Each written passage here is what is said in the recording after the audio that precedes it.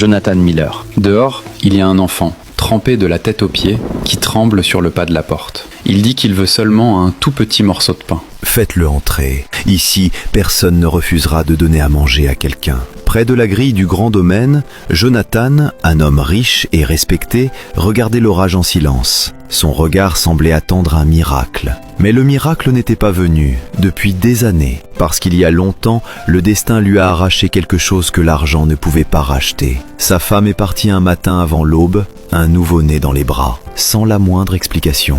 Et depuis, plus aucune nouvelle. L'enfant s'appelait Samuel. Jonathan a presque cherché dans tous les coins du pays, sans jamais le retrouver. Peu à peu, il n'a pu qu'accepter. Peut-être que le destin avait déjà enterré cet espoir. Et malgré tout, chaque soir, il continuait de prier. « Seigneur, si mon enfant est encore en vie, je t'en prie, prends soin de lui à ma place. » Cet après-midi-là, le vent claquait aux fenêtres. Soudain, à la porte, 3 coups secs. Toc, toc, toc. Le majordome a accouru. « Jonathan, il y a un enfant dehors. Il est trempé et il dit qu'il ne veut qu'un morceau de pain. » Jonathan a regardé vers le chemin. Au loin, une petite silhouette, si froide qu'elle tenait à peine debout. Sa voix était ferme. « Faites-le entrer. Ici, personne ne refusera de donner à manger à quelqu'un. » L'enfant est entré lentement, de la boue sur les pieds. Dans les yeux, une fatigue arrachée au jour. Jonathan a demandé « Comment t'appelles-tu » L'enfant a dit « Samuel, monsieur, Samuel Brown ».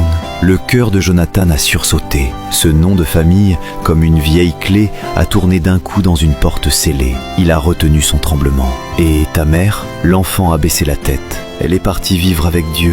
Elle m'a dit de ne pas abandonner. Elle a dit que Dieu me conduirait vers quelqu'un de bien. » Ces mots ont transpercé Jonathan comme une flèche. Ses larmes se sont mêlées à la pluie qui gouttait du bord de son chapeau. Il a murmuré « Entre, Samuel. Ici, tu ne manqueras de rien. » Le majordome a apporté du lait chaud et du pain au fromage. L'enfant mangeait lentement, en regardant autour de lui, comme s'il n'osait pas croire que tout cela était vrai. Plus Jonathan ne regardait, plus quelque chose sonnait juste et impossible. La forme de ses yeux, exactement comme dans son souvenir. Et ce petit geste du sourcil quand il a peur, exactement pareil. Une seconde, et Jonathan a eu l'impression que la veille revenait. Son cœur s'est emballé. Il s'est tourné, a ouvert une vieille malle en bois, a sorti des lettres jaunies, une photo déchirée et ce dossier qu'il n'avait jamais osé ouvrir. Il a tendu la photo à l'enfant. Une jeune femme y tenait un bébé dans ses bras. Samuel a écarquillé les yeux. « C'est ma maman !» La cuisine est devenue terriblement silencieuse.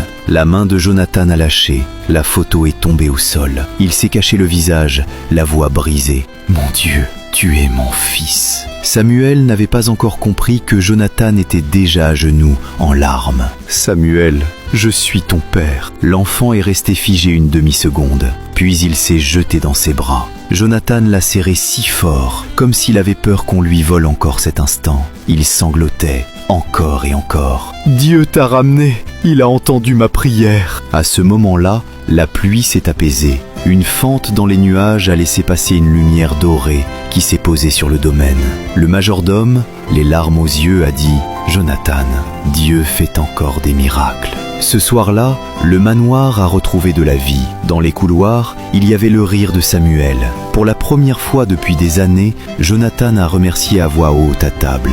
Le petit morceau de pain que l'enfant demandait est devenu le pain qui a recollé sa foi brisée. Parce que certaines choses que tu crois perdues pour toujours, Dieu ne te les a pas refusées. Il les a gardées pour toi. Et au moment le plus juste, il les remet dans ta main. Si cette histoire t'a touché, commente un mot. Amen. Rappel pour tout le monde. Dieu peut encore rendre possible une retrouvaille impossible.